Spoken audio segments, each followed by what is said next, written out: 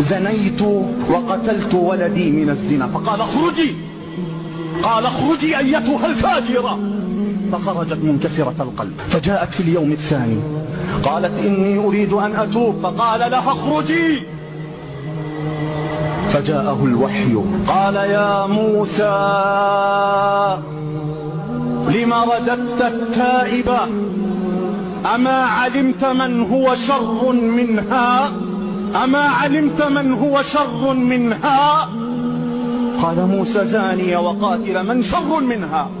قال له تارك الصلاة، تارك الصلاة عامدا متعمدا أشر عند الله من الزاني ومن القاتل ومن الكذاب ومن النمام ومن المرائي والمرابي. تارك الصلاة في وجهه ظلمة، وفي قلبه ظلمة، وفي حياته ظلمة، وفي بيته ظلمة. ومن أعرض عن ذكري فإن له معيشة ضنكا ونحشره يوم القيامة أعمى. قال رب لما حشرتني أعمى وقد كنت بصيرا؟ قال كذلك أتتك آياتنا فنسيتها وكذلك اليوم تنسى، وكذلك اليوم تنسى.